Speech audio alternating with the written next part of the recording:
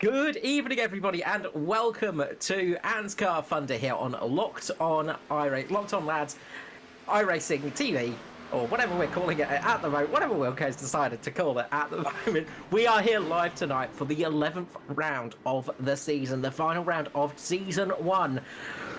The final race here at Darlington, and joining me tonight is himself, Mr. Peter Wilco Wilkinson. How you going, Wilco? Mate, I am legendarily happy right now. I just realised I haven't done all the things that I said I was going to do. And we're now showing that we are at Darlington 150, as you remembered. We had so much time tonight. It's ridiculous. And then I just got complacent. We are Locked On Lads TV. That is the name of the show. We are on the Locked On Lads YouTube channels and Facebook channels and Twitch channels. So thank you to everyone who is joining us live for the last time for the season, the first season of 2022. We have a champion who can only be undone by himself. We have a champion-elect, which is, sad, but we definitely have some other positions to decide upon. Who will be second, who will be third in the championship is sort of still up in the air. So I'm interested to see how that plays out, but it's been good. Carl Wilkinson, Wizzy, we've been doing this for a full season now of Thunder, and you didn't get to have a chat with me last week, really. We had that Braden guy on, but I'm back. How have you been? I have been as well as possible, so let's put it that way. I'm alive, so that is the main thing. Keeping as busy as ever in the commentary box. It is, as we said, the AJD Australia 150 here at Darlington Raceway. So I'm super excited about this, super excited to have one season under our belt as well. It's been a good run for us, and things have gone pretty well so far, and people have been enjoying it. So I think we've done a good job so far, Wilco. Yeah, people are weird. It's funny what they enjoy and what they don't enjoy. It's just really, really weird. I'll put it that way. No, it's been a very good season. It's been a season of fun, of learning, as we see one Edward Foster go out onto the track. I'm just wondering if I've got my training paints working. I probably should. It's there. But yeah, look, it's been something very different, something very interesting that we've tried this year, and I'm happy that we did. We jumped in when FMG Cast decided that they couldn't do it anymore, which is, look, fair enough. I completely understand that, how busy schedules get in. But, we've done some things. We've seen some great racing, and I think people are enjoying it, as Edward Foster just lights up his rears as he goes around high and actually does lose it. That's going to cost him.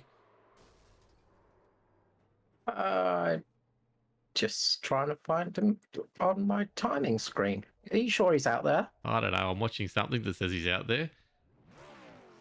Oh, no, it's Aiden Schultz. Sorry, it's Aiden Schultz. Yeah, sorry, right. It's a 52, not a 35. Yeah, I thought there was an issue there. No, it's not even 35 I'm looking for. I'm having a shocker tonight. All full disclosure, it has been one of those weeks. Let's go to Davey Douglas. I know he's out there. He's having a bit of fun. We watched Aiden Schultz lose it, so we're now back to Davey Douglas. I said we had a good season so far, and here we are. My brain is not here tonight, so if I make mistakes, sorry. We see Jaden Russell, though, topping the time sheet with Hamish Gallagher second, Dave Douglas in third. Always Dave Douglas gets it wide on his second lap, I'm assuming that is. So that's as far as he will get up in the things. Clark. A decent lap up in sixth. Jaden Russell currently sitting up there in first at the moment. Let's just keep an eye out for Joshua Warren. He's not out on track at the moment. Stevie Dub pulls himself up into... No, he goes down very quickly as Ryan Jones gets himself up into third. And Hamish Gallagher gets back. But Neil Pearson, straight to the top of the table, as I'm not even watching what's going on. Let's actually watch some cars that are out there on some flyers. Let's go to number 31, Josh Micklemore. See what he's up to. I'm forgetting I'm also commentary and producing tonight. That's it. Doing two jobs at once, which always throws you off. So we haven't had a chat to you about Darlington. While we're finishing off quali, tell us about Darlington, mate. Well, the lady in black, as she's known, she's a bit of an old lady. It's 72 years old now. I think it's 72. 72, yeah. 72 years of age. It's a bit of a different track, strange track, as it does get tighter towards the back. So it's like an egg shape. So it's sort of a bit of a weird sort of track. So it's sort of bigger at the one end and then shorter at the other end. So you've got a really nice wide corner where you can take a lot of speed through it. There's some fairly decent banking in there where you can get some speed through there. And then it tightens up. Banking wise, around about 25 degrees of banking on turns 1 and 2, and then 23 degrees on turns 3 and 4. That slightly tighter part of the track. So that really does throw it off a little bit. And that's one of those things that will catch drivers out. It's very easy to sort of go into the corner a little bit hard sometimes, especially that final corner, and lose the car completely. So watch out for that one. The Darlington stripe, of course, is a famous aspect of Darlington. It's where you just give the wall a tiny little rub and we'll get a nice little black mark on the walls here at Darlington and a little scratch along the car. If you don't get yourself a Darlington stripe, then you're not driving fast enough. It's a bit like Monaco, where you want to be just giving that wall a little nudge. And generally drivers will run the high line as well here rather than the low line.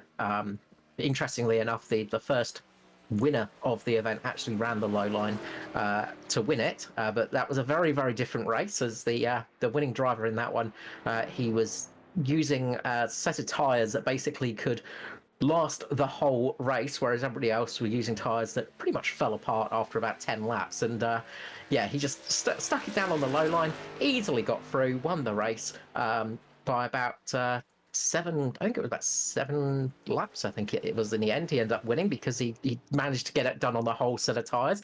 But we probably won't see that this year. Watch out for Hamish. I reckon he's going to be strong around here. He's going to want to try and finish the season off in style. People like Pearson, Jones, they tend to be quick around here as well. But tyre saving is going to be a big one tonight. Excellent. So we're going to move away from the video intro because we are about to grid up. So I hope you enjoyed seeing that beautiful tyre of Carl's. We'll talk about that a little bit later. So let's move into the actual race preparations itself. So, yeah, as you said, Ryan Jones, very quick around here. Neil Pearson as well, very good effort. By the way, Brett Campbell, we will have a good call. Thanks. It's not been the best start, but it'll be good. Trev, we will continue this next season. So I think I announced it on the podcast. No, we talked about it last week, maybe. I don't know. We've talked about it at some stage. We talked about it where you were saying, yeah, we've done season 1, and I'm just like, wait, what? What do you mean? Wait, what, you're not doing season 2? I don't know. We'll see. No, we're definitely coming back next season. So, yeah, no, it's going to be good. It's something that that's keeping me activated, keeping active, and keeping me looking forward to coming back each week. So for whatever that's going on, it's definitely good. And Riley Curtis, a name I don't see enough out here on the track. Welcome to the chat, mate. Welcome along. Good to see you. Don't forget, like, subscribe, and all that kind of stuff. Share if you can. All that kind of stuff helps us out. I am going to bring up the old school grid and see how it shows. And then, Carl, tell us what's going on with the grid. So, up front, we have Ryan Jones taking pole position ahead of Neil Pearson in second. Absolutely nothing between the two up the front there. Just a fly's hair separating them. Row 2, we have Hamish Gallagher and Jaden Russell. Row 3 is Aidan Schultz and Michael Skurlock. Row 4 is Josh Micklemore and Stevie Dubb. Row 5, we have Norman Clark, Adam Malone. Row 6 is Koch and Otto. Row 7, we have Georgeson and Douglas. Row 8 is Hedishire and Cuthbertson, a new name to the series. Row 8 is Spencer and Jaeger. Row 9, we have Traher and Wellman. On the 10th row is Jordan and Fenley. 11th, we have Phelps, Carol Walden, and Curvis, Raymond, Hunter, Turner, Tompkins, Closey, and Campbell, rounding out the field tonight of drivers that have elected to not do a qualifying run. 31 cars out there tonight at Darlington. That's probably about the right number. That's about the number you want to have out here. You don't want too many. Yeah, definitely. And look, hopefully when we come back next season, Trev, we'll have the new Locked On Lads broadcast and PC. Might be powering this. So we might be able to go a little bit better on the graphics. We'll see. And we'll see where it is. But Riley, that's a shame that Wednesday's no good for you. I want to be out there racing as well. But yeah, might run a special livery. That's what I want to see. We've got Skittles this week, Carl. There's no M&Ms.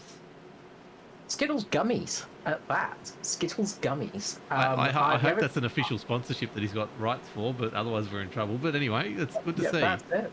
I did not know Skittles made gummies. That's interesting and intriguing to me, and very scary.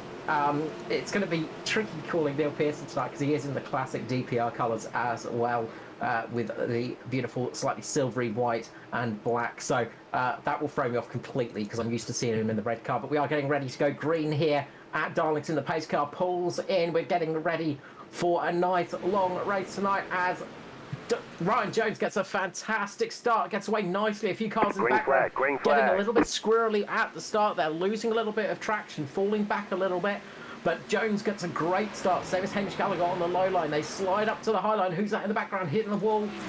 There's one of the DPR cars just catching the wall a little bit. Might have been Stevie Williams. Yeah, it was Stevie Dub just catching the wall a little bit hard there. So he's the first to earn his Darlington stripe, and that's dropped him back a fair few places. Can't even see him on my timing board at the moment. My brain is really not working, but it was interesting to see Brian Jones, good start. Oh, Dave, I just went off him. David Douglas get hip checked and there. Phil Otto, Dave Douglas, Phil Otto making contact into each other just out of turn 4 there. Very good job to stay straight enough. They have lost time there. And who's that on the inside? Is that Matty Ray or is that Nobby? And his Nobby's come down on the inside as well to get out of the way. But that was very interesting. That was two cars coming together and making some fairly significant contact, but surviving. No caution at the moment. Bit jittery on the speed tonight. I apologise. That's what the computer is running 100% at its limit right now. That's why we're getting the new onLads broadcasting PC built right now. But Brian Jones is getting a little bit squirrely off the start with those cold tyres. Got a bit sideways on that first lap, but seems to have settled into a pretty good rhythm now and just starting to open that gap up to just a bit more than half a second, or around about half a second. As I say that, it closes back up again. Carl. Big gap back between Stevie Dub and Josh Micklemore now. Stevie Dub just catching the wall again, so he's just run up into the wall. Might have caused a little bit of damage on the front section of that car. Front right may have damaged the steering a little bit, and that's just caused the car to just keep running up into the wall for him, which is never fun to have happen. But Ryan Jones at the moment, he's got a fairly solid little lead out in front. He's sitting nicely there. He's just ahead of Neil Pearson, Hamish Gallagher, Jane Russell. A little bit of connectivity issue in the background. He's got Michael Skurlock behind him. Michael Skurlock, the only driver that's really in for a chance tonight of trying to pip that championship away from Hamish Gallagher. But of course, it would really need Hamish Gallagher to have an absolute shocker of a night and score minus points, I think, to lose the championship right now. So he just has to get that car home. But it's not an easy thing to do here at Darlington. It is very easy to lose the car. You are going to be running that high line, as I said, which really can catch things out on you. I don't know why we've got a replay going. My computer's just decided not to have a bit of fun here. So let's go back to the lead. Apologies for that. And Carl, I will let you see exactly what's going on with the race from the broadcast standing point. Like I said, there's a little bit of weirdness going on tonight. Apologies. We've got through most of the season until now. It is the end of season jitters. That's all it is. It's been a long season and everything is just getting a little bit tired. We need to dust out the computers. As Neil Pearson catches the wall, but that's going to give Hamish Gallagher a run up at the front. They're side by side for P2. J. Russ looking at there as well. A little bit further back, we've got Aidan Schultz looking at making a move on Skurley. He taps at the back of Skurlock. Skurlock saves that car. Somehow that was a beautiful save by Skurley there. Saving that car. Fantastic job from him. And he keeps it, just drops it down. I think he's going to drop back a little bit. He's probably got those rear tyres a bit hot now, so he's just going to leave it back a little bit, cool that car down before he goes back on the attack. Yeah, it's good to see young Aidan Schultz up there as well. Haven't seen him for a few weeks. He's back, doing well in the top 5, as he should be, and looks like he's going to start catching up after that little bit of a hiccup in front of him to the back of Jaden Russell here, just so he can sit on there and hopefully leave those tyres for later. But Skurley's just sitting there. He's ready to pounce later on. But that was a bit interesting. As that was all happening, Daniel Hedershot and Dave Douglas back in the field were going too wide and almost into the wall as well. That's what I was trying to show when it happened all up front. But Daniel Hedershot's had another great season. Probably some tactics last week, unfortunately, didn't go quite his way. But here we go as Dave Douglas starts to overtake Tristan Koch there as well. And Daniel Hedershot's going to go down the inside of that. Or not quite get there as well. So we don't have tyre figures for we don't have fuel figures for tonight, Carl. We do have tyre figures. We don't have anything solid, but it's Darlington, so the front right is going to really start screaming after about 10 laps. So it's a known quantity, luckily enough. Fuel-wise, it's not too much of an issue. I think they get about 70 or 80 odd laps on a tank in the Xfinity car. So generally, you'll be looking at stopping around about lap 60 to cut the race in half, get some fuel on board, and change those tyres if it's a green race. Of course, if we get a caution flag come out, we might see a few people deciding to jump in and get some fresh tyres. There's a big big battle going on, I should say, with Tristan Koch at the moment. He's just got passed by Daniel Hedershot and Luke Traher looking to get past him as well now. There's a little battle going on up there. Up front, the gap is closing, though. Hamish Gallagher's in front at the front. Yes, it's close to such a point that Hamish Gallagher has taken the lead. It's gone negative. It's crazy. That is how close it has got. But yeah, Ryan Jones falling back a little bit. He just caught the wall just prior to when I was just as I was jumping across, because I saw on my timing screens a bit of a change. Yeah. He ran up high, just gave the wall a little tiniest kiss. Didn't actually really. I doubt he would have even got a. He may have got a 0x out of it. That was how light it was, but it was just the gentlest touch. Exactly what you want to do at Darlington if you are going to have that happen. But he just had to ease out of the accelerator, and Gallagher was right on him, straight underneath him, and taking the lead of the race. But Pearson and Russell have both caught up to him as well, so they're trying to start to catch up. As you see, Jaden Russell making a move on Neil Pearson right now. He's looking to go down the inside, breaks a little bit later, goes late. There's going to be contact, door-to-door action there. That was very close. Very well done to pull out of that. I thought that was definitely going to be some more solid contact than that. But unfortunately, move did not stick. But good effort from Jaden Russell. We know he's had a season to forget, but also he's had a couple key things not go his way is what I'm trying to spit out, with a couple of disconnected issues. But other than that, he's had a really good season and should be right up there if it wasn't for those couple of disconnects. But hanging around the back of Neil here, I think these four are going to make it work and going to put on a show for as soon as Skirley's back there as well. But Aiden Schultz is just sitting there watching what is going on as well. It's a very good little group of 5 up the front there. Actually 7 up the front there, really. But they are opening a gap up on TV Dub at the moment. So other than that, there's a few little bits going on down the back of the field. Anthony Cutson seems to have gone a lap down now, along with Tristan Koch, which we were talking about before. So I don't know what's happened there, Carl. He was battling for lane. So I think Cuthbertson's taken a big hit on the right side. So he's getting some repairs done.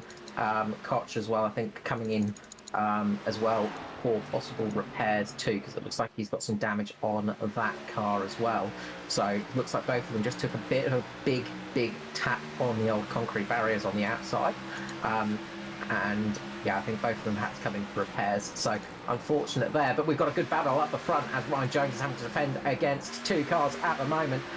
He has got Neil Pearson and Jaden Russell all over the back of him, like a rash, covering him from the behind and putting all the pressure on. You can see Pearson having to cover off the line from Russell there as well, and that takes him off the corner a little bit of contact for Aiden Schultz in the background.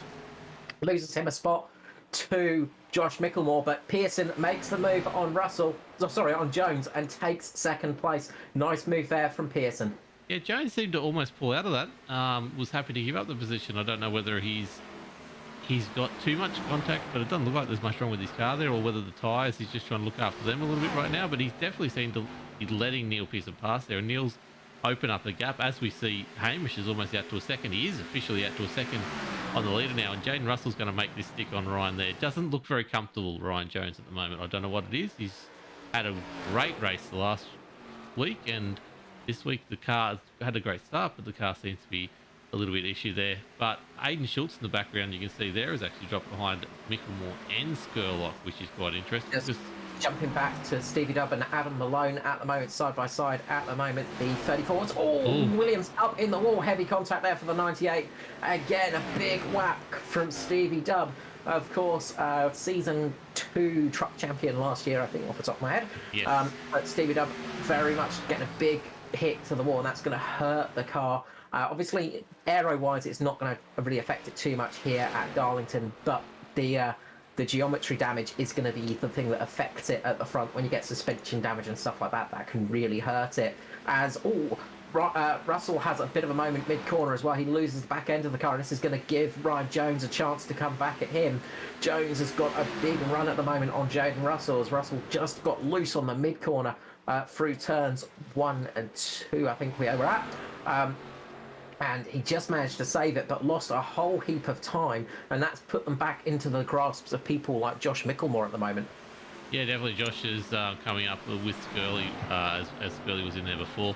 The interesting part that Hamish to Neil gap seems to be going within between a second and a 0.8 of a second. So Neil gets a bit of run on him, and then Hamish gets away on him as Neil's now getting a run on him again.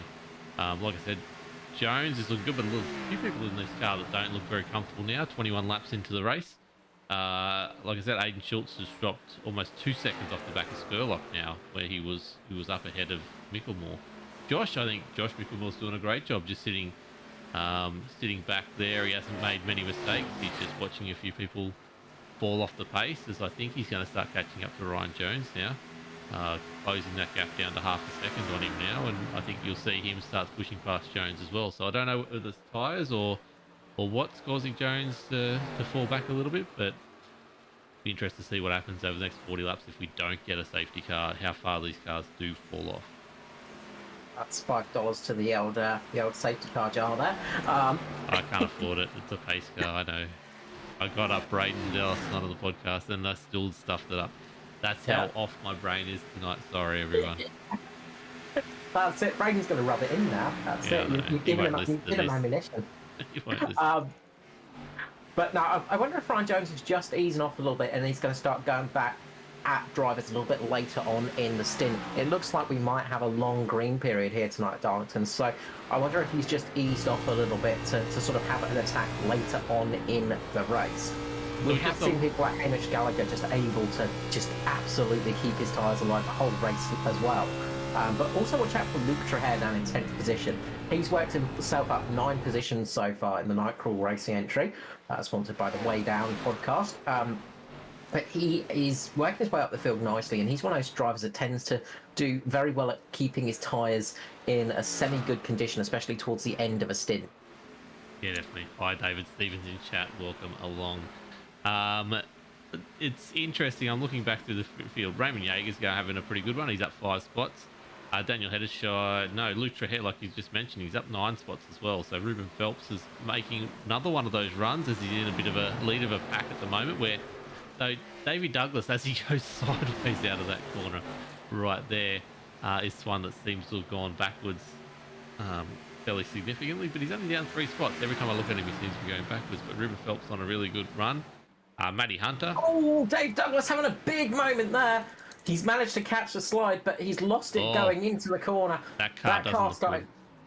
Yeah, he started having a tank slapper down the straight, actually, and he just sort of caught it. I've never seen an Xfinity car get a high side before, but he managed to do it somehow. But yeah, I think he's going into pit lane and possibly going to have to get some repairs done. That was a rough one for Dave. This has happened a while ago. His car's been damaged for a while. Yeah, he's been carrying damage for quite a long time. But that was a strange one for him down the straight there. It's almost like he lost it going, just coming out the corner, and then he's had to try and save it. You can see him wiggling. And then I think through the next corner, if this is the right replay, he sort of gets through the corner, and then that back end just steps out on him, and he will just really struggling. That's those rear tyres just getting overheated, and you can just see it sort of fishtailing all the way down there, and he can't get it back into position. Those rear tyres have just basically boiled themselves off and are no more use anymore. Yeah, I think also you can tell he's taken a big hit at the front end there as well. When he went basically ran the wall around the outside there, the nose kicked up, and I think he's got some steering damage in there as well. But as we go back to the front, Hamish has now a 2-second lead over Neil Pearson, which is frightening, but that's why he is the championship leader-elect. Championship winner-elect. The reigning champion as well. And reigning champion. And obviously putting a big step forward to the year-long season as well. So he said that was what is on his mind from the start, and he's definitely showing it this season. Scary to see these guys let him open up a 2.5-second almost lead now. So we are halfway through that stint you were talking about, that sort of 30 laps mark at the moment. So. Yeah, I don't think they're letting him. It's just Hamish is just absolutely hooked up in this Xfinity car at the moment. There is very few people that are as good as Hamish Gallagher at the moment in this car, and he is just able to do things with it that everybody else just looks at and goes, "How? This makes no sense." He's just absolutely found the sweet spot for this vehicle, and he can just drive it like none other. As he just actually clips the wall there and just gets his Darlington stripe done for the evening. But he is absolutely able just to keep this car alive and just keep it going. He's been having such a strong season, and he is really the driver to beat at the moment. A lot of other drivers have had some good runs this year, but yeah, Hamish has been in just another league almost. He's had such a really strong season. 4 wins currently this year, which is, I think it says it all really. He's been having a very, very strong run. Just go back here, looking at Matty Hunter. Like I said, up 9 positions. We got Matty Ray, as always, up 7 positions behind him. Luke Georgeson down 3 in front of him. These guys are putting in a bit of effort here. Matty's got a bit of panel work on the front of his car there that's missing. That looks like a bit more than a stripe, but seems to be going fast in that car, which is very good to see. These guys having a good little battle. Daniel Heddershot, as we went to before, is having a bit of a battle here with Adam Malone. Norman Clark in front of him, who's having a pretty good race there, and Aiden Schultz still holding on to that top 10 position at the moment.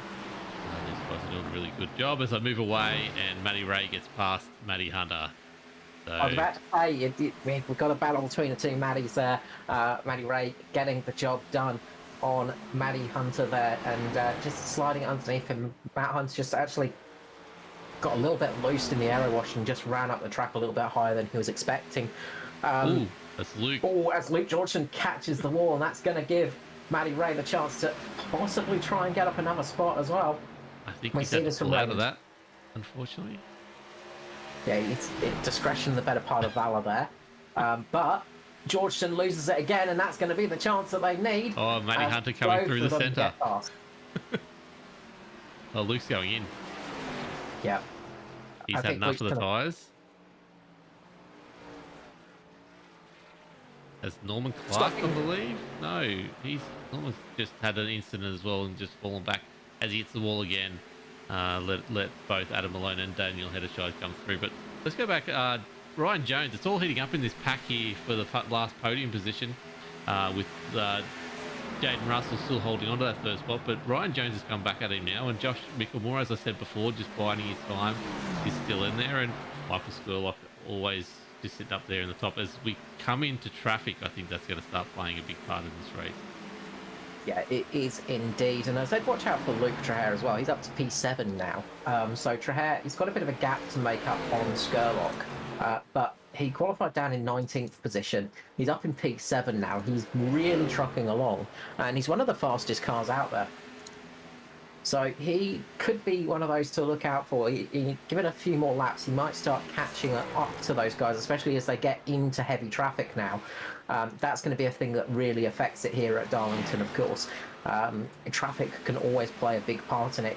Normally, we say to traffic, just stay high to avoid the cars getting past you as Jamie Curvis just catches the wall a little bit. stay high out of the leader's way. You kind of want it the opposite way round here at Darlington. You want them to go low.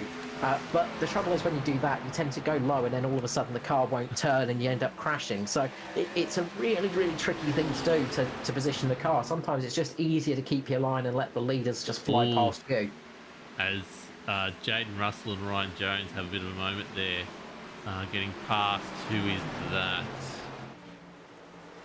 100. Oh, my brain's not working anyway. But this is a very interesting time. Like you can see, there's Skurlock's right back off the back of Josh Mickelmore at the moment as well. These guys are going pretty well, and they're actually Jaden Russell's back with Neil Pearson. As I see a bit of movement going on down further, Daniel Hederscheid has really dropped off the pace. He was right up there with Adam Malone. He's lost 2 spots in the last couple of seconds. Yeah, he's taken a big chunk out of the wall as he was getting past, as he was battling with Adam Malone. I'm wondering if there was a bit of contact. I think there may have been a bit of netcode possibly in that one, unfortunately, and Hederscheid's just got flung up into the wall. Quite a lot of damage on the right front of that car now on the Atari Autosport entry, so that's not what he's going to want to see.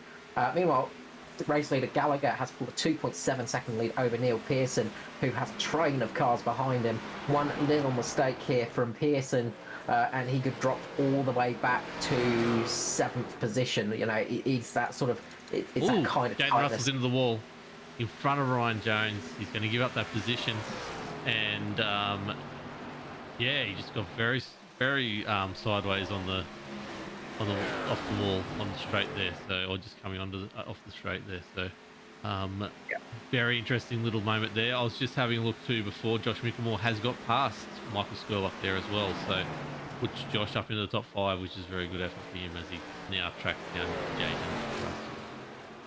Yeah, and the drivers are really struggling coming off of turn 4 at the moment. They are really starting to struggle with those old tyres, so I'm expecting we could see a caution in the next 5 or so laps. But as we said here at Darlington, also the other thing as well is actually the track temperature. It's 41 degrees out there tonight. It's a 29 degrees air temperature, but track temperature is 41 degrees. That's not what you want at Darlington. This place is bad on tyres, but when it's hot like that as well, it is just going to make it miserable out there. So the tyres are going to get very hot very quickly, and they're going to be very hard to cool down. And as we say, the turns 1 and 2 are nice and wide and open. It's a fairly easy set of corners to go through. But then you get to turns 3 and 4 at the back end of the track where it really narrows up. This track, as we said, egg-shaped track, and it really can throw you out. Good battle between Schultz and Malone there. So those two are having a good little fight, and it looks like Adam Malone might have just got ahead of Aidan Schultz. So those two... Yes. One. Luke Georgeson's interesting. He's back out on track again. He's 2 laps down, so that's pit stops cost him the 2 laps. I don't think he was a lap down when he went in. He might have been, but he's definitely lapping one of the quickest on the track at the moment. Yeah, those fresh tyres. Doing a 32, where the leader's doing a 32. Hamish is doing a 32, but most people are here in the 33s at the moment. So, well, Luke Traher last time around was a 32-1. Yeah, that's crazy. So, he, as I said, watch out for him in the latter stages. He's very kind on his tyres, and once again, he's showing that. We're on lap. We've got 66 laps remaining. We're on lap 44, so still a long way to go in this race. Still much that can happen. Wilco, yeah. Why is Darlington the shape that it is? Because the surveyors had the surveying tool in the wrong direction when they went to do it at one end. No, tell me. I'm interested to find out. Easter competition? Kids drawing? No, not at all. It's actually because of a little fishing pond. They had a minnow pond. The farmland where it was at was actually bought and made into the racetrack. And on the exit of, I think it's either the exit or the entry of turns 3 and 4, there's a minnow pond. So there's a little pond for fishing, effectively. And the farmer didn't want to lose that pond because he had some good fish in there. So they had to design the other end of the track much tighter than the beginning section, effectively. So that is why it is the egg shape. That's why it's tighter at the back than it is at the front. So it's an obscure fact, but it is an interesting one. I honestly thought you were saying the shape of the track was going to be the shape of the pond, and it was in homage of that. I didn't realize he just didn't want to move it. That's interesting indeed. Yeah. Well, the guy when they got the farmland, they kind of got it for free and got it cheap. So the least they could do was leave the minnow pond intact. So yes, that was the one condition. Yes, definitely. Look, it's a good story. Well done. I did not know that at all. So you've got one. I don't know much, to be honest, but that's definitely one I didn't know. So we're just watching here the back of Jaden Russell's car from Josh Micklemore's all over him at the moment, which is really good. You can see the stripes down the outside of Jaden Russell's car quite well there as he puts it down the inside. Will it stick, Carl? He's trying. Scully's trying to make a move on Micklemore as well now. So those three are really pushing. Meanwhile, Ryan Jones has got past Neil Pearson up front. So Pearson, I think, having a little bit of a moment out of the corner. Both Ryan and Pearson, I think, both had a little bit of a moment as they were coming out of the corner. And Pearson just sort of eased over to let Ryan Jones sort of through as he was gathering up speed. Who's that in the back?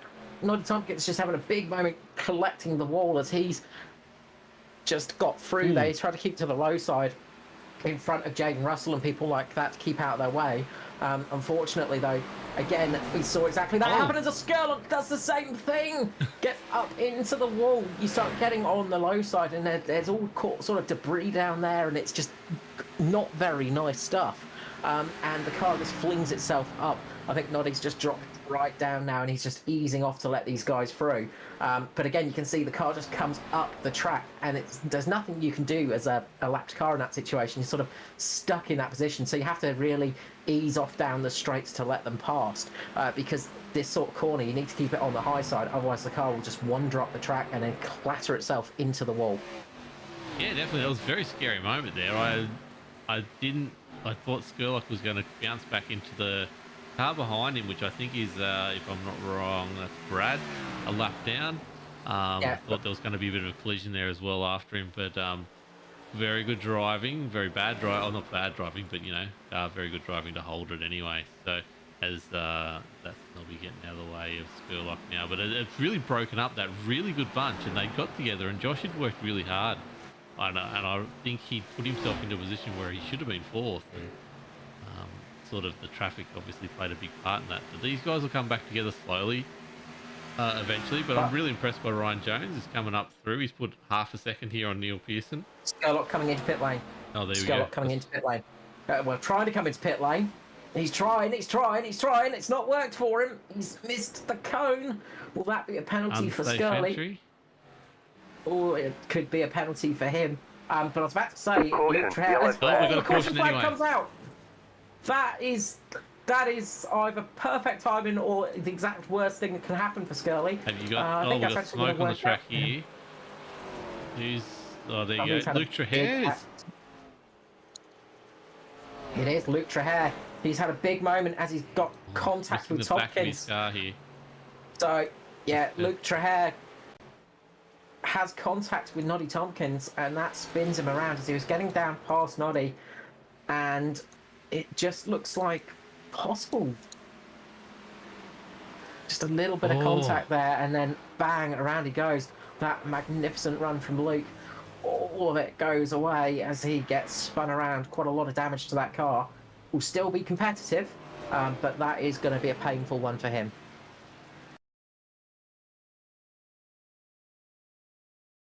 Just trying to look, at from Noddy's angle. So let's have a look from the roll bar. Let's see how he goes. He's coming down the straight. Luke comes up and I think the chopper's going to tell the story there. Oh, Skurlock, he does get a penalty for that, but because he came in on the green flag, he gets to serve it under caution. And that's going to be the luckiest call of the night. that for score. that's kind of that could have been a lot worse. But I think he has dropped a lap. It's saying on my Oh screen that yes, he I has have got dropped him a down lap. a lap. Yes, So yeah, that would have been much worse for him though if he had to serve that under green. So where does it sit with he's the first car a lap down? Have they already done the? Did Phil Auto get the lucky dog? Has he gone around or? I think Cody Jordan might have got the lucky dog, or Jamie Nan Curtis. I think the One of lucky those dog's two. already been through. So Okay. so he won't be able to get that because he was pit lane as well. So it kind of came out at. If Skurlock had got that pit entry perfect, that Yes. would have been a absolute delight for him. But with that penalty, that really hurt him. So that is it's painful, but it could have been much worse. Yeah, definitely. I'm just trying to watch what he's doing now. He's slowing right down. Is he coming back in? I think he's coming back into pit lane just to Just top get up on some. fuel. Yep. Okay. Interesting. Yeah. Look, Riley. I don't know what Nobby was thinking. I think it was just a bit of a. Both of. I can't say both of them. It was interesting. Let the stewards look at that after the race, but it's a shame. We got 53 laps without a caution, which is a great effort from everyone. Well done. Yeah, honestly, I was surprised at that here at Darlington. I was expecting a few more cautions than that. Now, tell it. I'm assuming, Carl, we go one stop more from here anyway. Or do you think Hamish has got the ability to go all the way? We've got 55 laps remaining. Oh, okay, it's only 55. My math is... I was counting 65. We can do this. It's halfway. It's perfect. Yeah. So, yeah, this is perfect. But the fact that Scully came in again just to top up, I'm wondering if he's actually just getting repairs done as well. So I think he's just coming in to get some repairs and things like that as well. So he's just coming to pit lane to get a few of those repairs done and things like that, just to get the car in better condition for latter stages. Same as Luke Shaher, actually. Matt Hunter, Jaeger have all come in. So a fair few drivers on the lead lap came in just to get those repairs done and are now quickly flying out of pit lane as the pace car comes down the start-finish straight so they don't get stuck in a closed pit lane. But yeah, they can definitely make it to the end here. They've just got to look after those tyres. But a late caution, and they'll all be in for tyres again because it's going to be a huge advantage of those fresh Apologies, boots. everyone. I do not know what this... I'm getting a phone call on Facebook somehow, and I don't even know where. Okay. It's not coming through anymore. I apologise. I've no way to turn that off. It was coming through the broadcast. Apologies. You've got to love that kind of thing. That's an unfortunate thing of broadcasting off of computers. It's especially when it's completely not dedicated. You can't really manage to fix those kind of things. No, and I'm looking at Facebook, and it came up with a thing, and I said no, and it continued to ring, and I'm like, there's no option for me to get rid of this. What's going on? Anyway, let's get ready for this restart as Hamish is at the front. Green flag, and green flag. A beautiful restart with Josh Mickelmore on the low line. Wow, look at him. So they've moved up half the line. That's fine. And Ryan Jones has missed out there. I don't know what happened there, but great A little start. bit of contact between Russell and Heddershide in the background. Those two getting contact with each other as they get so close to each other again. They just managed to keep it pointing in the right direction. This is going to give Matty Ray a little bit of a run here. People are going to be hyped up now. They're going to be sort of trying to make some runs, trying to actually keep on the back of Gallagher as well. They don't want to see him running away. But they've also got to think about making it to the end on these tyres, and that's not always an easy thing to do. No, exactly. And they've obviously learned a lot. They know how hard it's going to be towards the end of the 55. So they either pray for a caution or they really look after these tyres for the next few laps. Russell and Schultz now making a move on each other. Russell's got the inside line as he gets up. He's just got enough room to slide up in front of Aidan Schultz there, which he does and takes the position. Jaden Russell up to P4. As we go back, Stevie Dub's going pretty well back here, but Matty Raymond, he does it again. We've got to stop talking about it. Up 18 places right now with Daniel Hedershide. Up into the, Totally. well and truly into the top 10 now. With a top 9 position right now. Oh, sorry, up 9 positions right now. But do you expect the same from Hamish for this next 55? Or do we see some people learning and trying to keep up with him? I think it's going to be hard to catch up with Hamish at the moment. Again, he has just got such good pace. He's a tenth quicker than Micklemore at the moment. He's really having a good run. As Raymond Jaeger coming down pit lane, I wonder if he is having to retire from the race, unfortunately. Yeah, he's just, as I said, Gallagher has just been on such a run in this car. He's been a dominant force in it, so he is really going well. Meanwhile, there's a good battle going on between Neil Pearson and Matty Ray. Neil Pearson just trying to make the move, I think. Matty Ray trying to make the move on Neil Pearson. Doesn't quite make it, loses a little bit of time, drops back a little bit to Stevie Dubb's grasp.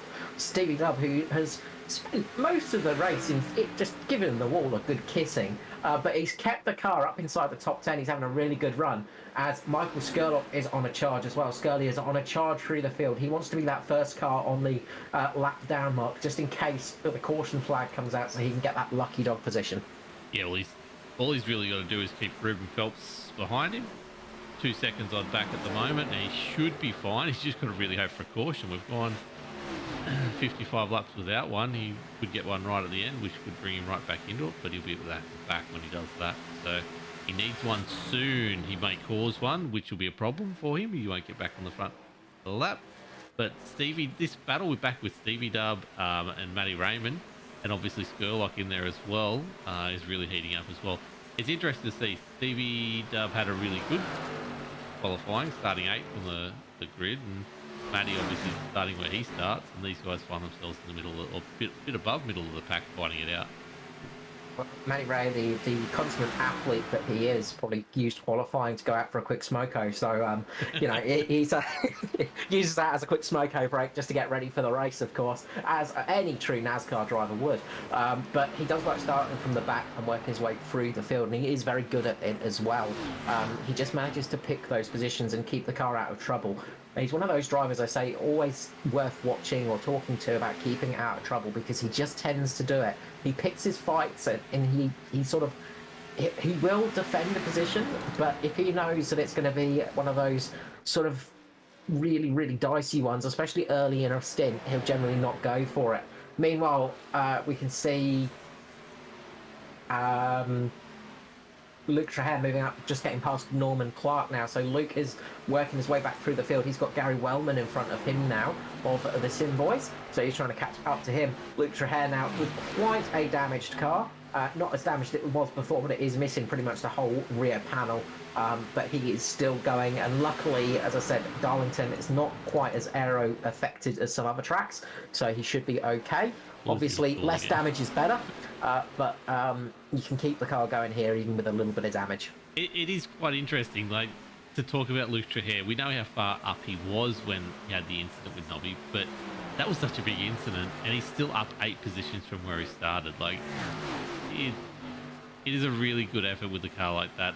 Obviously, all the damage was in the rear, mustn't have been much up front, but it is still a great drive night when he's up 8 positions after that big incident. The only incident to bring out the caution so far. As we go up to Neil Pearson now and Daniel Hedershide, looking at each other, working out who's going to get ahead of who, as we get the little bit of a pit lane knowledge here from Trev Micklemore, calling Hamish a freak, and Josh has been saving but has nothing for Hamish. So yeah, it's the thing. I've had so many drivers say it through this season and towards the end of the last season as well.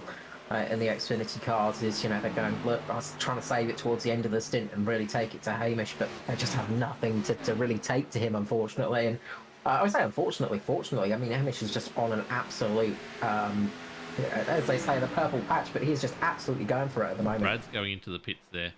Something's happened there. I was just about to say that was going to be a problem for Skurly. He's had a big moment. Fenley has had a big hit on the front, I think, and he's decided to Oh, come down pit Tristan's lane. He's got coming as quite a well lot of with him. damage. But yeah, the front of that car doesn't look very good at all.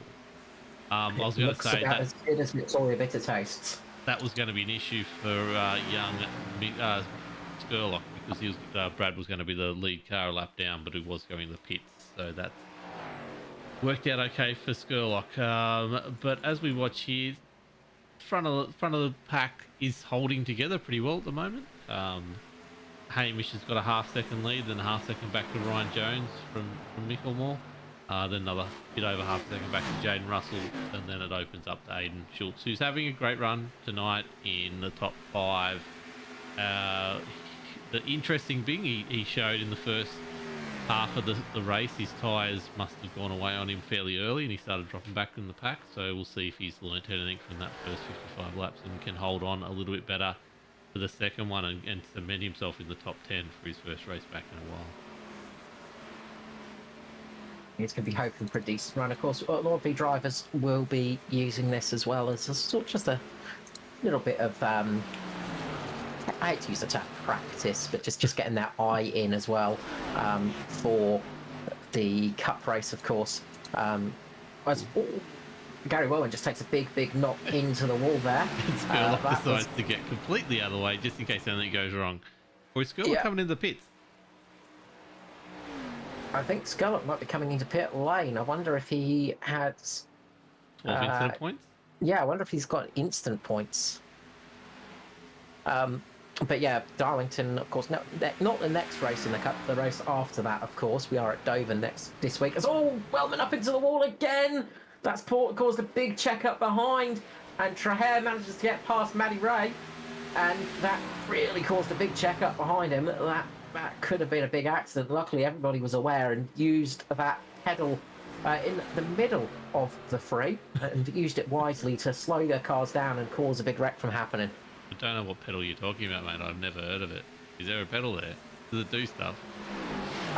Yeah, it's the oh crap I'm wrecking pedal. You generally slap it when you're wrecking, and usually it makes the wreck a little bit less wrecky. But it's an emergency use, and it's kind of like the ejector seat in a fighter aircraft. Let's go back up the front, because I think Ryan Jones is setting Josh Micklemore up here, and he wants that second place on the podium back again. He's closed the gap right down to under 0.2 of a second here, and here he gets a good run on him out of that final corner. No, second corner, and dives down the inside turn 3. Can he hold it coming out of 4 and bet onto the straight? No. Josh with the high line should be superior coming out of here, wouldn't you think, Carl? Yeah, that high line should just have the run. He's just going to probably move down a little bit to cover off Ryan, but he doesn't want to lose that high line too much. So he's just going to keep the high line, keep the run there. Of course, when you're sitting on the high line, you get a better drive. You get better drive off the corner.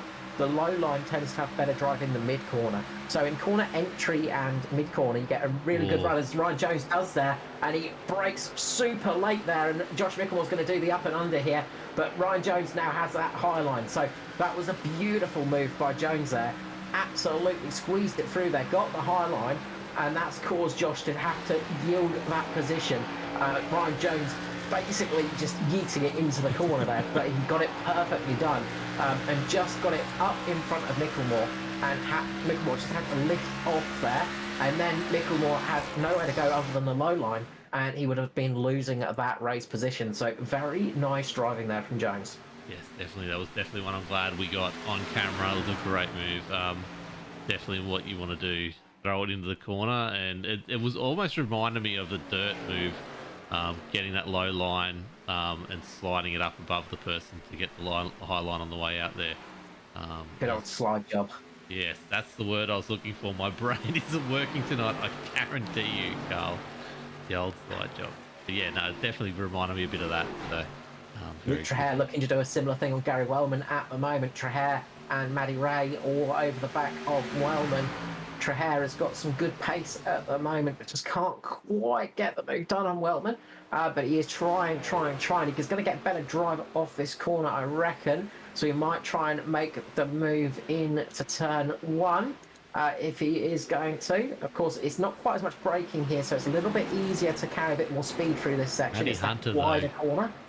back, just in the background of that, has just done a great move and pulled Ruben Phelps through with him on Jamie Nam Curvis, I think that was. So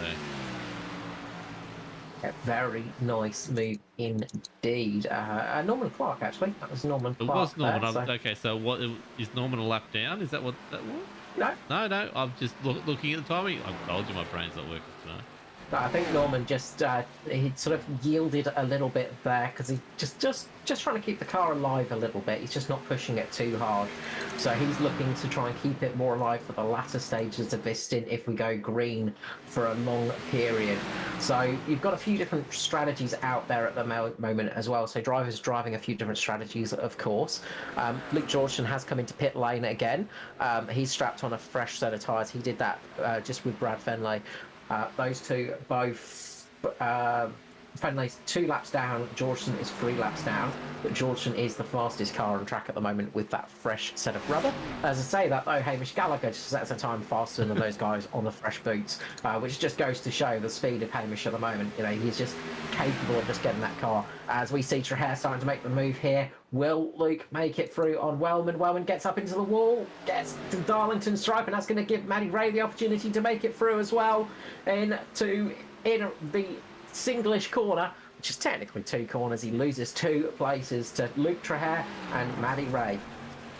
Oh, as he got up into the wall there at the end, just as I flicked through to, I wanted to check out Jaden and Josh. They seem to be getting a little bit closer to each other. So Josh has dropped out a second with that great move we saw before from Ryan Jones, and now he's in the clutches of Jaden Russell. So he needs to hold on to that podium spot because it's been a great drive tonight as we get under 30 laps to go. One to watch out for as well is Heddershide and Williams. Those two are having a good battle for 7th and 8th at the moment.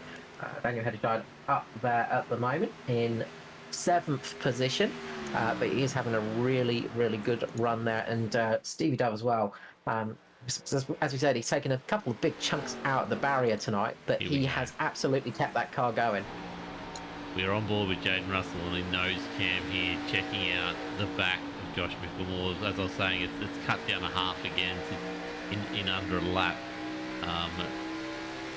He's got to be getting him ready here for a nice dive down the inside once again, but no, not quite close enough this lap or this corner as we come around for what looks like the back straight. Oh no, it's front straight. There we go. Yeah, the dirt racing experience of J. Russ could really pay off here. He could try for the slide job here for the AJD Australia 150 here at Darlington Raceway, the final round of Season 1 of the Xfinity Championship, brought to you, of course, by Locked On Lads.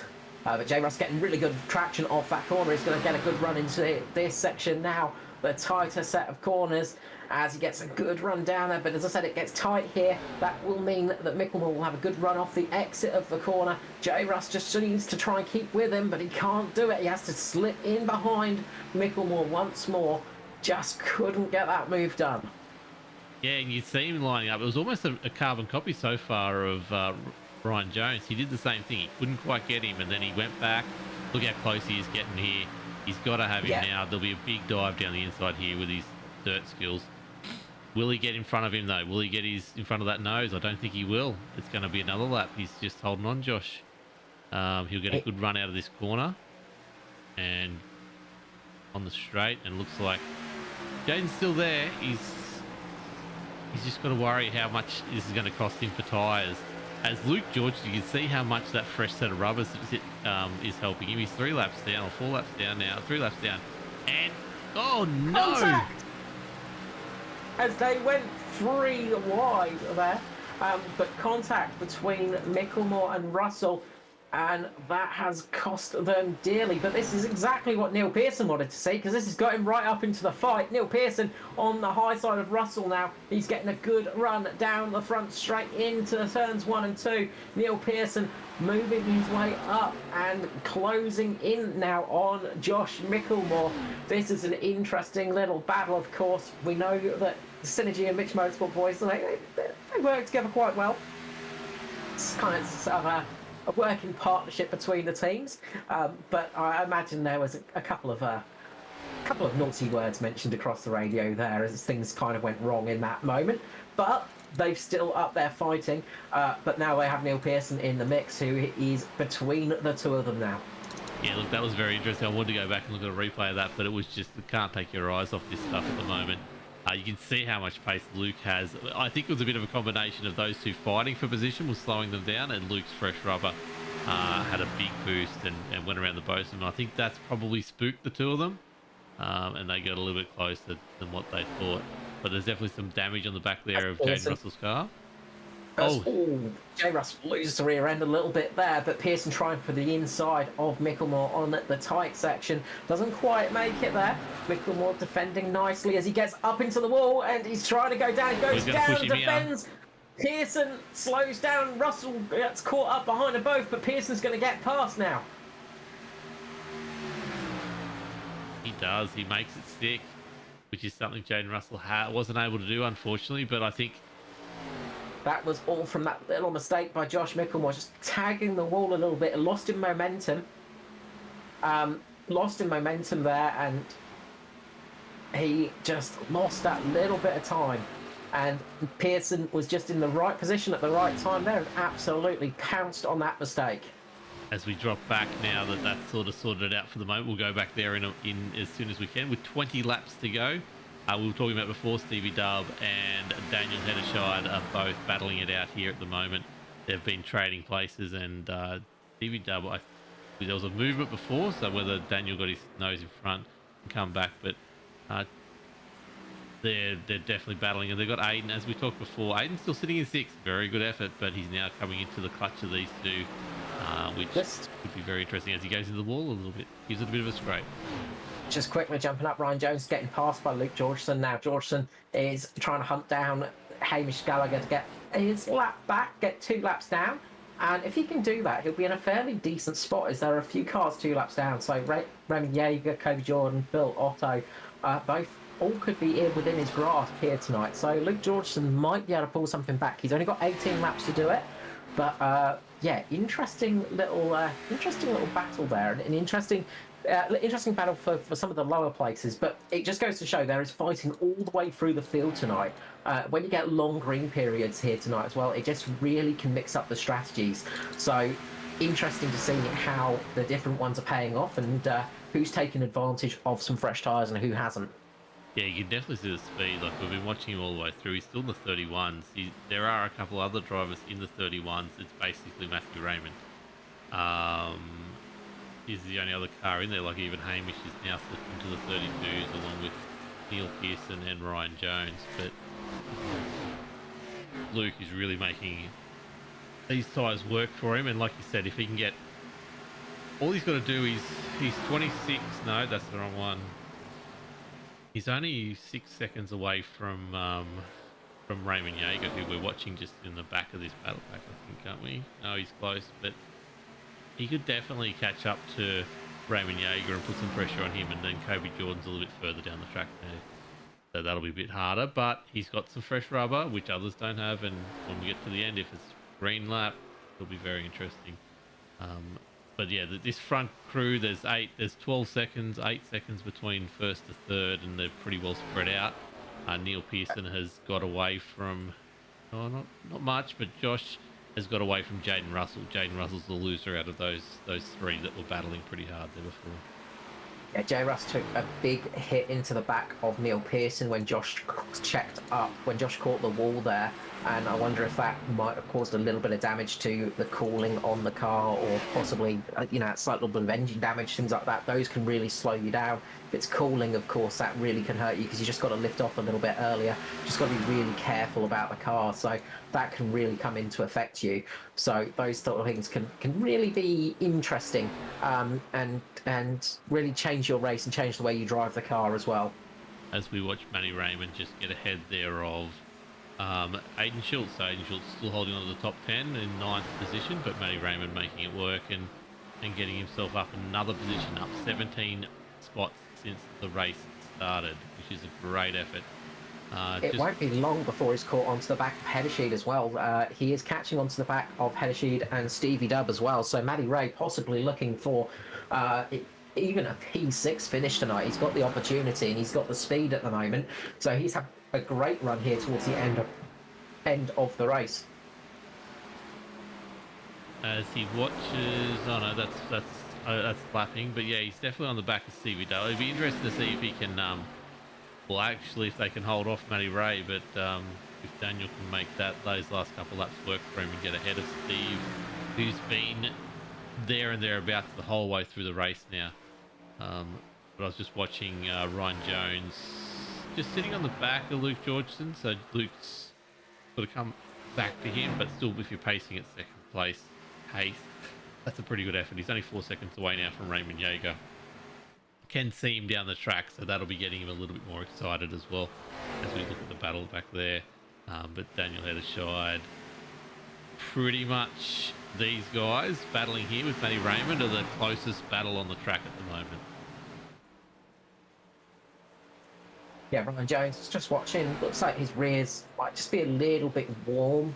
There was a couple of times where the back end was just stepping out a tiny bit on him as they get into lap 45 of this stint now. So it's getting, it's getting towards that time where your tyres are going to really be screaming at you. Very easy to make mistakes at this stage of the race as well. So you've got to be super careful because it is very easy to lose spots. Just saying that, Daniel Hederscheid has Matty Ray all over the back of him at the moment. The SRM car getting up there, of course, and really putting on the pressure. The Mobile Brakes and Mechanics sponsored vehicle. The fantastic paint of yellow and red makes the move on the Natari car. The fully floored entry gets down the inside, and the 83 makes a position, and that is a move for a position there from Matty Ray. Beautiful job there. Comes up, cuts Hederscheid off so he can't make a comeback, gets that position done. And one thing I want to say on Matty Ray's car is how clean it is as well. We call him Mr. Sheen jokingly and things like that. But he tends to keep the car as clean as possible for the race. There's barely a scratch on that thing. And he's made his way through pretty much the whole field. Yeah, that's up 18 positions now. He's well and truly cementing himself in the top 10. Really pushing on towards Stevie Williams now. And I think the pace he's got, he is lapping. It's hard to tell. The last lap was held up overtaking Daniel Hederscheid, but the projection puts him almost half a second quicker this coming lap. So that he's only half a second behind. Give him a couple of laps, he'll definitely be there as his tail just slips out coming out of turn 4. I reckon by the end of this race, he might be looking at the back of Jaden Russell's car. As this continues, I don't know if he'll be able to get past J. Russ, but he will be on the tail of that the SRM of the Synergy car. He will be pretty much on the tail. I think, as we say, Russell's got some damage. He's really struggling speed-wise, and he seems to be just lacking a bit of speed at the moment, just struggling with that one. So watch out for Matty Ray.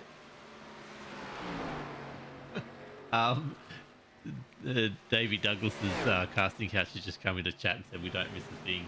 Damn Darlington. No, we don't miss anything. I'm just quickly watching. We got Luke. We were talking about it before how he's got the pace. He's actually put a bit of a gap there on Ryan Jones, but he now has Raymond Yeager within 1.5 seconds to get back 17th place, which is quite good for him, considering how many stops he's done. What's he's on his third stop? Did he stop for the... I reckon he stopped twice, but I reckon Georgeson stopped twice, yeah. So Luke Georgeson has come through pit lane twice. So his tyres are about a good 20 laps fresher than those around him. Yeah, definitely. And now it's within as Matty Ray makes the move on Stevie Dub. Oh, we missed it. Sorry, everyone. It's still going on. Stevie Dub's trying to come back on the high side at the moment. Matty Ray on the inside, powering off the corner, and Matty Ray just comes up, moves it up slowly, just slides it in front of Stevie Dub, taking that position, and is up into P6 in this race. As we have 5 laps remaining, 5.5 laps remaining. Jaden Russell really struggling in front of them now. He has only a few laps to go, but it's going to be a daunting thing as he looks in his rearview mirror and sees that yellow and red car coming towards him. Yeah, so it is a second and a half. These guys are projected to be... He's almost a second quicker on this lap, is the projection. it's going to be game on by the time we get to the end of this lap. Just interestingly enough, we've been talking about it all race. We get on board with Luke Georgeson as let's go actually on board. Let's watch him as Raymond Yeager gets wide there. He's going to line this one up the next corner, and I know he's got the 3 laps down, but this is with 4 laps to go. I thought he would have got him then, but you can see Raymond just can't quite keep that car down. He keeps on sliding up, and it's wrecking his momentum. Yeah, of course, Luke has got. As he hits him. Yeah, Luke's got much fresher tyres than Yeager as well. Yes. So this is a really heated battle between these two, and it's only for 17th position, but it does make a difference. How would you be being Ryan Jones behind them, watching these two battle it out, and just going, please don't? 3 laps to go. 3 laps to go. It does up the nervousness a little bit. It puts that little bit more pressure on. He's luckily got a bit of a gap to himself and Neil Pearson, but it's not much, as we've got 2.5 laps remaining. We've got to go back to Matty Raymond. I can't watch you, Luke. I'm sorry. Matty Raymond, 3 laps to go. It's down to half a second, and the projection, it is half a second a lap difference between these two right now. He is really caught right up to the back of J. Russ. As I said, I reckon Jaden's got some damage to his engine after that contact with Pearson, after Micklemore just caught the wall. His tail Jaden's tail slipped out there at the end of turn 4. Matty's got a great run on him. He's going to line him up now. He's got 2 laps to make this happen, 1.5 laps really now. I want to go at the front to show Hamish win the championship, but this has been building for a long time now. We need to see his final lap. A board comes out for Hamish Gallagher. Don't have connection issues, Jaden. I'd say they've got a lap to go. Jump to Hamish now quickly. As he comes around the final corner for the final time tonight. He is absolutely on it, and he's been on it, and he takes the checkered flag, and it is Hamish Gallagher taking the win. But we're going to jump back to Matty Reyes. He's got a great run on Jaden Russell right here. Down the inside he goes. It's going to be between Russell and Raymond, who is going to get P5 tonight. And it looks like it's going to be Matty Ray absolutely taking the last minute pounce to get Jaden Russell. A fantastic run through the field by Matthew Raymond. 20 positions gained in that race. What a run. Matty Hunter, the next biggest gainer with 14. Luke Trahere, 11 positions gained in 8th as well. And that, remember, after a big incident, the only caution of the night for Luke Trahere. So he did a good job recovering that one. I just want to go back. Ryan Jones, congratulations on 2nd. Neil Pearson's congratulations on 3rd. Josh Micklemore, an outstanding drive, I reckon, for 4th there. Could have been a little bit higher, but very, very good effort. All these people that we've got to jump to Hamish Gallagher for the victory burnouts, of course. Oh, yeah. As he lights it up. Season 1 champion for 2022, and this is a great start of the year for him as he takes the victory tonight, and well-deserved victory as well. But yeah, really good run from a lot of drivers tonight. There was some fantastic action out there, and great to see. Some great runs, some great racing, and as we said, pretty much green all the way. It's fantastic job from everybody. Only 1 caution flag tonight. That is brilliant stuff. Especially you were predicting right at the start that this was going to be a fest of pace cars, of a samurai cautions, all that kind of stuff. As we watch the champions sit here and do the burnouts to end it. What a race! Like, we've done 110 laps. We had a caution from Luke Trahere at the perfect time to split this race up into a 1-stopper. We've got a couple 2-stop strategies in there. Unfortunately, we've got Ryan Jones coming 2nd. That's a great way for him to end his season after a bit of a shaky start or not being there a few races. But what a good way to 2 podiums to finish off the season. Josh Micklemore, Matty Raymond doing what he does best, but even better. Aidan Schultz finishing out in a top 10 finish for the night, which is really good. Daniel Hederscheid holding on to 9th there, up 6 places. Luke Trahere, after that big accident, finishing himself in 8th. And then some of the battling down the order from there. it's the one thing I've really enjoyed, Carl, out of watching the Thunder series this whole season is there's always been a story from someone different. Yeah, cool. Hamish has been winning, but there's always been something different to watch every race. Like Matty Raymond, we haven't really talked about him much this season. He's got to destroy all humans to tie. I've had one of those ties. Those ties are a brilliant tie. But yes, They are indeed, yeah. what's your Give highlights, us. Carl? From what do you think of the season overall? Oh, look, it's been a fantastic run this season. I think seeing um look, highlight from the season, that's a hard one for me. Well, just give us Um some thoughts on the season. I don't know. There's too many things. Yeah, it's tricky to go through highlights, but I think honestly, just seeing Hamish's run this season has been something stunning. He's just been in a league of his own. Of course, it's fixed setup series, so there's nothing setup wise that you can change in these cars. But he's just got to grips with this car so perfectly. He's in sync with it, and he's just able to absolutely take it there. Seeing people like Jaden Russell have some really good runs this season as well, getting some victories. Again, it's great to see fresh blood moving their way up in the series and taking it to Hamish and actually trying to really push him. Recovery drives, we've seen some great recoveries this season as well. For instance, tonight, if you look at Luke Dreher, obviously it could have been so much better for him if he did not get into that incident, but he recovered back to P8 and started 19th. Again, just really, really good driving. And just some of the driving standards as well. The fact that we've had so many races where there haven't been massive amounts of cautions has been great to see. And it's exactly what we want to see from the Thunder series. We want to see drivers doing well and we want to see them racing clean. And that's exactly what we've got. And that's exactly what we've seen. Yeah, definitely. It's as you mentioned, the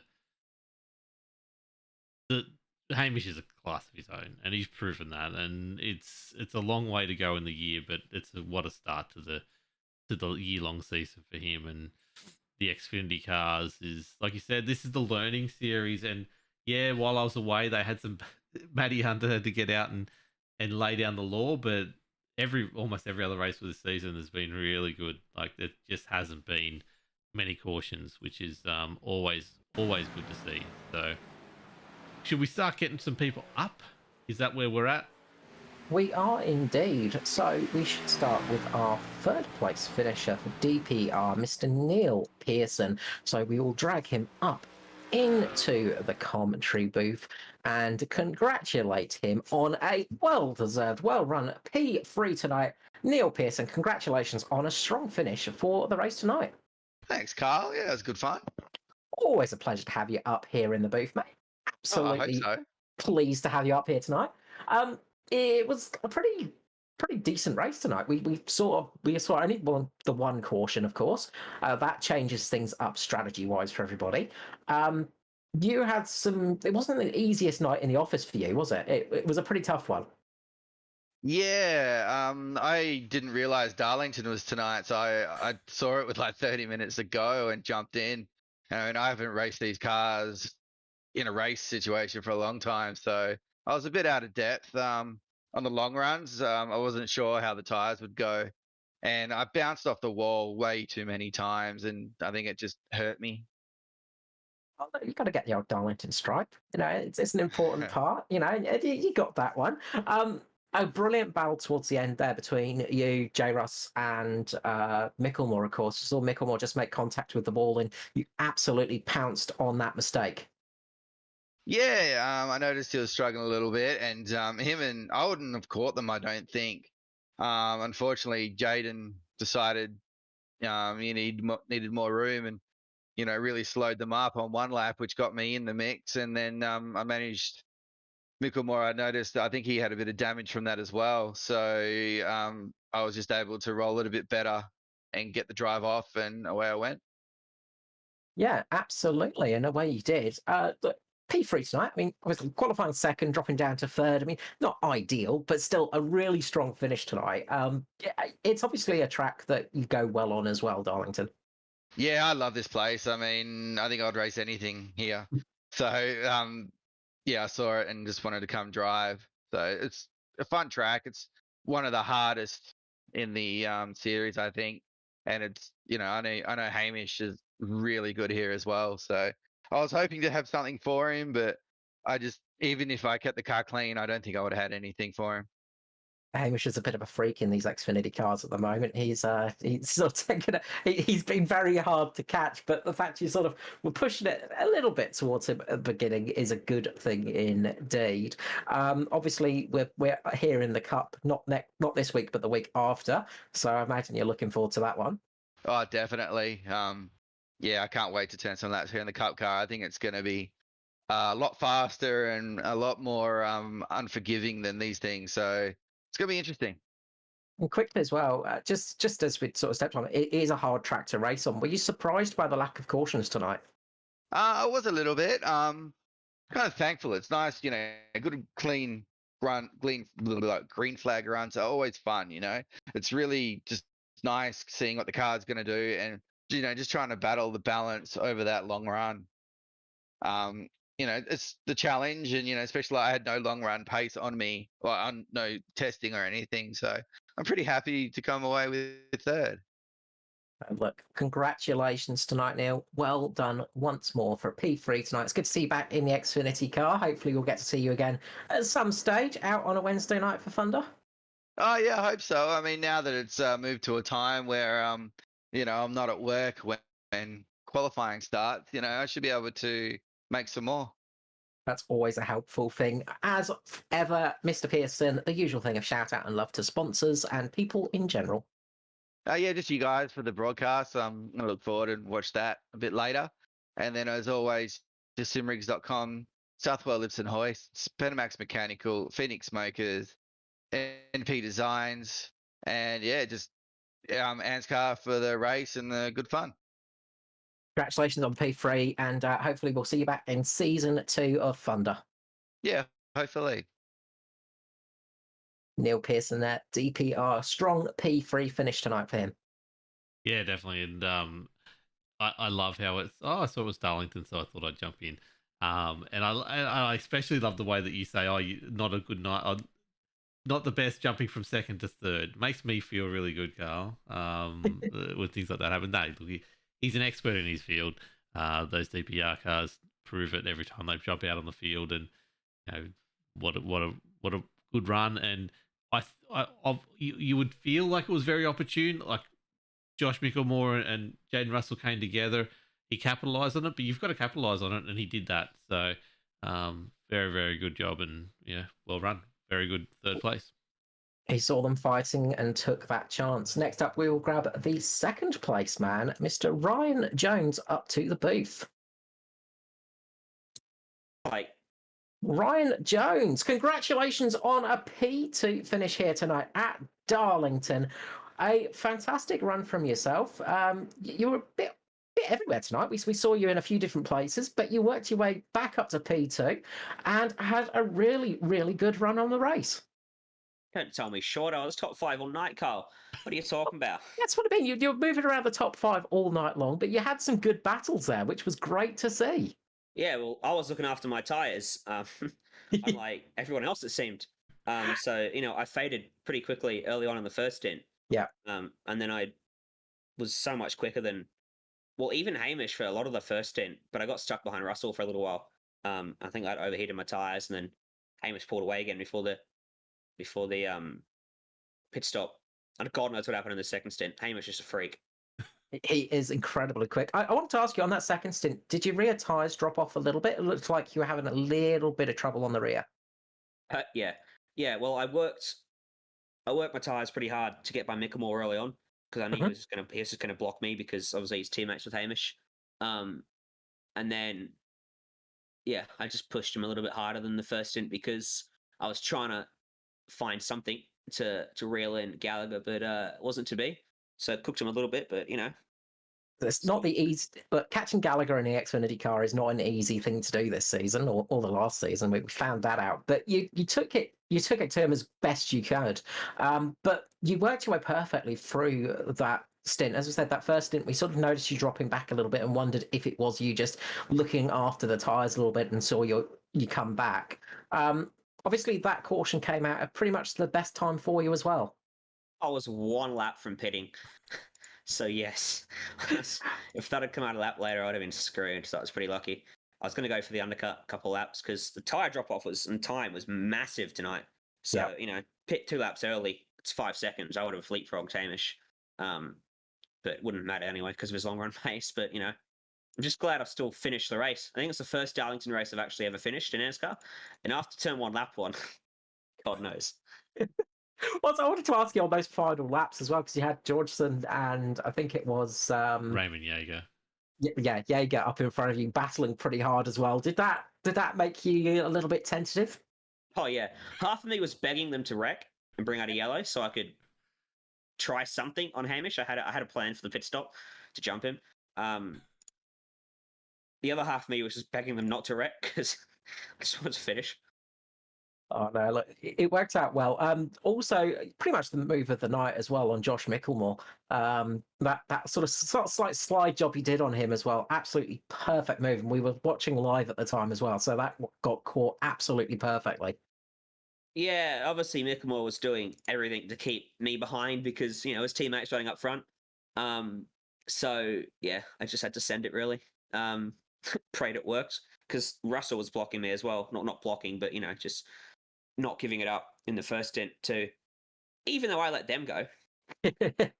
Racing you hard and not wanting to let you pass. Oh, that's mean of them. I mean, as you said, you let them pass. They should just return the favour. Exactly, but I'm learning the last couple of nights. Some people just want to bump and run and race you hard. So I'm logging it all in the memory bank. Join it all down. Now, look, congratulations on tonight. A really strong finish, and especially here at Darlington as well. One of the trickier tracks out there. You really had a good performance, and look, a really strong P2 for yourself. Before I let you go, Mr. Jones, the usual thing of shout out and love to sponsors. I want to know before you go into here, what's the change to the Skittles? We had M&Ms, now we've got Skittles. What's the go? Oh, I think I've run the M&Ms. I think I've run the last round of the M&Ms now. In the Cup Zeros, I normally run whatever car's running in real life at that particular track. And in the trucks, I'm due for a change as well, actually. Just want to change it up. Have you had Skittle gummies before? No. I should ask for a sponsorship deal. That'll be the payment. Oh, hopefully. Anyway, shout out to your sponsors and all that kind of stuff, and thank all those people. Oh, Skittles gummies? No. Dave talked me into some sense before tonight, and through the race after whatever happened to him early on, I was ready to go out and wreck some people. But works out well, and Mum cheer me on as always, and you boys put on a show. Always welcome, Ryan, and all the best to your mum, and hopefully we'll get you back in the booth soon. Hopefully, 4 from 5 last 5 races. You're becoming a regular up here now. I mean, gonna have to change the lock soon. It's all the Thailand, man. It's all about Thailand. Congratulations, Ryan. See you again. Thank you. And finally, we're going to be grabbing up the number 13. It's unlucky for some, but this man has made it the luckiest of all. The man that is so very swift. Hamish Gallagher, the champion of Season 1 and the winner tonight here at Darlington. Mr. Hamish Gallagher, congratulations on a fantastic win here at Darlington and Season 1 championship under the belt. Thank you, Carl. Hope you're doing all right tonight. Indeed, thank you very much. But look, it sounds like just a regular night in the office for you. Oh, man, I hate this place. I probably looked on the stream like I'm just driving around in circles, but every lap you feel like you're just on edge the entire time on this track because anytime you're any lap you can just kill yourself. So it's a stressful race even when you're just riding around by yourself. So yeah, glad to get it over and done with. I hate this place and wins by more than 10 seconds. Very, very nice. Rub it into everyone else. I don't mean it like that. I mean, you can be fast somewhere, but you can still just absolutely hate it. Like, I know Edward, he loves this place, and I'm just like, nah, I want to get out of here, eh?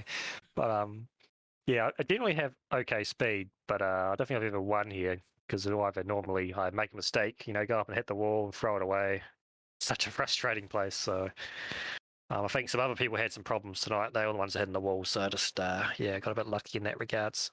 Well, we did see you get the Darlington stripe once, of course. So, I mean, you did it at least. I mean, it's important. I mean, give Taylor a little bit of a stripe across her nose, on that right-hand side. But look, I mean, you had that race, so you're very dominant in that race, in all honesty. I mean, again, these Xfinity cars, you just seem to have just this, that they suit you so well, and you've been just having such good drives in them. What do you think is the key difference for this and some of the other series? Right. I don't know. I reckon I kind of, because I was sort of picking Ryan. I reckon he was going to be the favourite tonight, and he was smart at the stage. He's been the last couple of weeks. He's been doing really well, and he's really matured these last couple of weeks, and he was looking after his stuff, and he sort of let me go at the start there. And he's sort of pegging me for speed through some parts, but then you got caught up some other cars or lappers or something like that. I'm not quite sure what happened, but yeah, no, it's just I had a fairly drama-free race, and a bunch of other guys didn't. So I think that was the difference tonight. But yeah, I think I like these cars. They've got plenty of power, so more often than not, you can sort of drive on the right rear a bit more than you can some other cars, like the trucks hasn't got enough power. And I'm not sure what the new car's like, so I've never driven it, but I don't think that's got as much power as this, or it's about the same. So I think that's definitely something that helps my driving style. I think they're about the same power-wise. I think they're identical power-wise, actually, but they're just, they're so different to drive. They're nowhere near as fun as the Xfinity. Yeah, they have way more grip, I guess, because they've got a bigger tyre and all that diffuser and all that kind of nonsense. That isn't oval racing for me, so I don't like it. Live rear axle, I mean, yeah, that's how it is. They've got suspension. I mean, you don't want. Yeah. Got cart springs out back. Exactly. It needs to basically be based off an 18th century, horse and carriage. Otherwise, it's not a NASCAR. But a really good run from you this season as well. I mean, consistency, definitely you've been consistent. I think you had like one race where you had a really bad finish, if I recall. Maybe I can't remember now. Yeah, but I think I've generally been that's because consistency is generally my strong point. So. Yeah, I know. Actually, I think like the bad finish was like top 10 still. So I think that was it. I think that might have been it. But yeah, it has been a really... no, yeah, it would have been the plate race. I got stuck on the wall in the last lap. Yeah, so that wasn't fun. Yeah.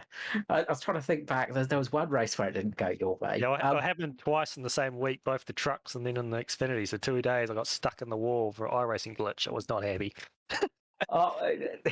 It's like buses. You don't have a glitch all year and then 2 come at once. But other than that, it has been just a really, really strong, consistent drive from you.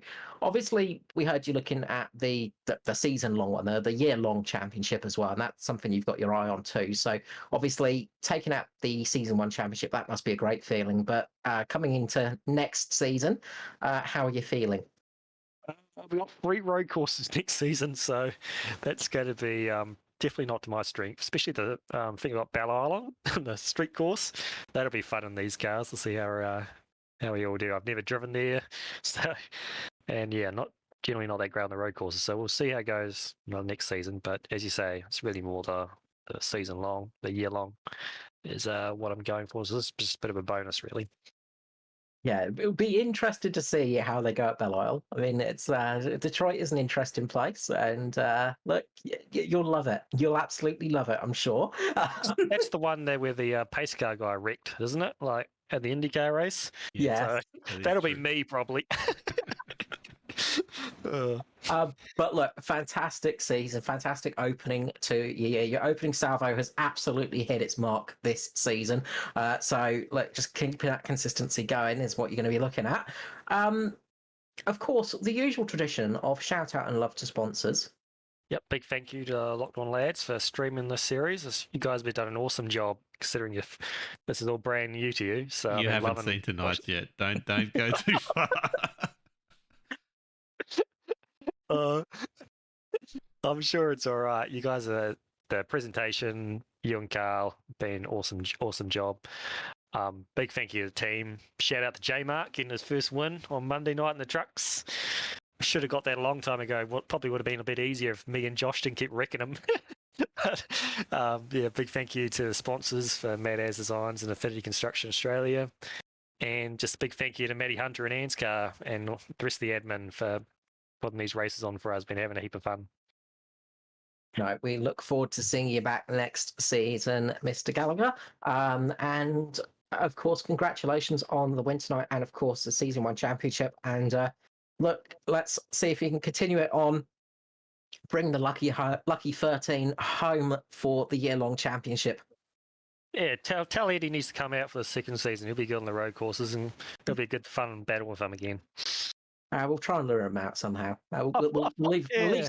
leave some beer around, and it might lure him out of the darkness. I thought Darlington would have been a nice little carrot for him. He loves his place, but no, he's not here. So we'll see. Unfortunately, busy life commitments, I think, unfortunately, keeping Ed away at the moment. So, the joys of life. But look, congratulations again, and I'm sure we'll see you back in the broadcast booth, either commentating or, driving, after winning a race, those sort of things. But no, congratulations again. And look, enjoy the Hamish Gallagher couch as well. It is there for you. We have had it installed now in the broadcast booth because you're here so often. So yeah, you're welcome to stay and just sleep on it if you like. Yeah, no, that was good fun, I reckon, last Thursday. Yeah, so it gave me a taste of how hard it is as well. So don't be too hard on yourself, Wilco. I know what it's like now. It's tough work. Yeah. Like I said, don't watch tonight. It's been shocking about everything. But no, it's been good fun. I've learned a lot. I said too many times, but I've really enjoyed it. Unfortunately, I've talked to you way too much this season. It's like you're the third commentator. We need to avoid that next season. Weight penalties might come in. I'll be talking to ANZCAR about that, see if we can get that going. But, Wilco's going to be in the car with you. Yeah, that's it. Yeah, we'll have reverse grids or something at the back each week. That probably wouldn't stop you anyway. But no, look, thank you for the kind words. And yeah, you're more than welcome to jump up here whenever you want. Oh, and I should give a shout out to Matty Ray as well. I think tonight's his 200th or 201st race in ANZCAR. So he did a classic Matty Ray race as well, starting the back. Finished top 5, 0 incidents at Darlington. Yeah, not a scratch on that car. It's like you're looking at it. I was sort of talking about it, and I was like, "Yep, Hamish Gallagher's been leading the race, had a fantastic run out there. Not barely an incident, still has a scratch on the car." He jumped back to Matty Ray, who's passed half of, more than a half of field. He's passed 20 cars. Hard 25, racing, hard racing all the way, and not even the slightest dent on there. Just typical Matty Ray. And 200 races in the series as well. Congrats, Matty Ray, absolute legend that you are. It's exactly. Only Matty Ray could start in the back and finish top 5 at Darlington with 0 incidents. That's for sure. Oh yeah, you'll enjoy the broadcast. He put on a fun masterclass of passing, and it was hard to watch you cross the line because him and Russell were having a very good fight at the end as well. So we did have to cut to you just as he crossed the line, but we got about 2 seconds of you, and then went back to the real battle. Yeah, no, I'm sure that would have been good fun to watch. Thank you so much, Hamish. Absolute pleasure having you up here in the booth. Yeah, thanks, Carl. Thanks, Wilco. So, Wilco, that is the season over and done with for season 1, I should say. Season 1 over and done with. So we have another season coming up, as we said. So the Xfinity cars will be back 17th of May at Texas.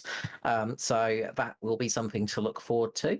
But it has been a fantastic first season of working with you guys and getting the racing out as well. Congratulations to you on that one. You've done a brilliant effort, and all the effort that goes on behind the scenes. Big thank you for that from ANZCAR. We really, really are very, very, very, very thankful for you to jump on board and do this fantastic job that you've been doing. Yeah, no, thank you. It's been good. It's something that we've been talking about for a long time. It's definitely earlier in our planning schedule for Locked On than what we originally hoped to do it. It was more of a 2023 goal to get to here, but obviously you guys needed something. We had the opportunity. Well, we were looking at it in our thing, so we jumped in early and did it. And I think it's been a very successful first season. Obviously, I pride myself in I have a very high bar to make myself happy, and I don't think we're quite there. And I think tonight proved it with a few little things, including a phone call. But I think it's enjoyable. I think it's good to watch, and the feedback from everyone has been way better than I thought. So I would prefer to be out there driving, but I would be at the back crashing. So it's probably better I actually get in and talk about it. There's been a lot less caution since you stopped driving in the Xfinity Apparently, series. It's yeah. strange, yeah. It's weird, isn't it? A lot less driver anger and everything. It's all kinds of it's all kinds of good. I get the same stuff whenever I don't enter a truck race. So it's me putting down the me passing on the hatred towards you. Okay, so. Yeah, look. And look, if we had time and we had the people, I would get the trucks back live as well. But we just can't quite do that. Stretching myself too thin. If you knew what happened today to get me to this point, to me sit down in front of this computer to bring the race to United, it's an absolute miracle. But it was something I definitely needed to do. But that's the season over. Right when I'm about to do a big charity push, we've got no broadcasts. But look, I look forward to being back in about a month's time in the new studio. So that's going to be the big change. You can see if you're watching live, my background has got basically not much there anymore because we're prepared to move. In fact, next Thursday we do make the big move. Like I said, new computer, new overlays we'll bring to you. We tested the overlays that didn't quite work, so we're going to go back. I've just sort of finished them off a little bit, but the new computer, the new overlays, the whole new studio, soundproofed, so no sound can come from outside. I can be a bit louder so I don't wake up the house. It should be good fun. So, yeah. It's been a pleasure, Carl. It's been something that I've really enjoyed working with you personally. So thank you for teaching me everything that I've needed to know. Oh, look, if you ever need information on fish ponds and racetracks, I'm your man. But just on Locked On, of course, there is the podcast coming out this week. I've got to edit it right now and get it out. So straight from here, I'm into editing. I may sleep at some stage tonight, and we'll see. I have to go to work tomorrow. That's my big thing. But yeah, look, we've got the live version of the podcast we did last night. I'll edit that, put it up on the RSS feeds for all those who do prefer to listen to it as an MP3. It's just me, Alex McKellar, and Braden Martin just chatting about what's been happening, it was a good fun episode as always. We then went and recorded the news and results where we talked about things like rubber banding, brake dragging, the new track, our charity stream that we're supposed to be doing this Friday night, as well as a whole heap of other charity streams we're going to be doing. That was good fun. We covered the ANZCAR, we covered Scops, and we covered Sunday Night Lights, which is going really well. So that will be up by the end of the week, so keep an eye out for that. The big thing I want to push right now, we're doing Cure Cancer fundraising. There's doing superhero streamers. Starts tomorrow, goes for 2 weeks. We Locked On will be part of that, and particularly me. We have a charity link, so it's lockedonlads.com/charity. It has just got a link to the Bear website right now, but we have got a $3,000 target on there. We have got a few things planned. The big one will probably be the 8th of May when we start doing the Australasian Supercars E-Series, which you did the tail end of last season, but 8th of May we're coming back for Locked On Lads TV. We'll be taking over properly in full force. That is part of that 2-week period. We'll be doing a big stream that night. And if we get to certain goals, I'll do a bit of a dress up on the actual broadcast as well. So I'll announce that more when I actually have an idea what's going on. I'll get a second to sit down and actually do something. But look, cancer's something that's hit me pretty hard, especially in the last week. Lost a friend just recently and way too soon, but this is something that we want to do. We've done a couple charity streams. This is the biggest one we're doing. So lockedonlads.com/charity. Go over there if you're still listening at this point, and give us a donation. That'd be great. But thank you, Carl. I'm not going to plug anything else, so do you want to take us out?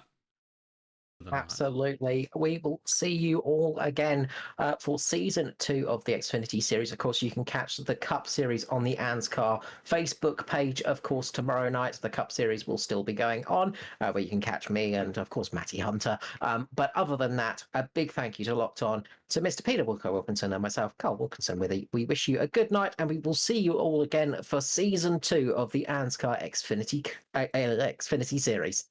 Good night. Good night.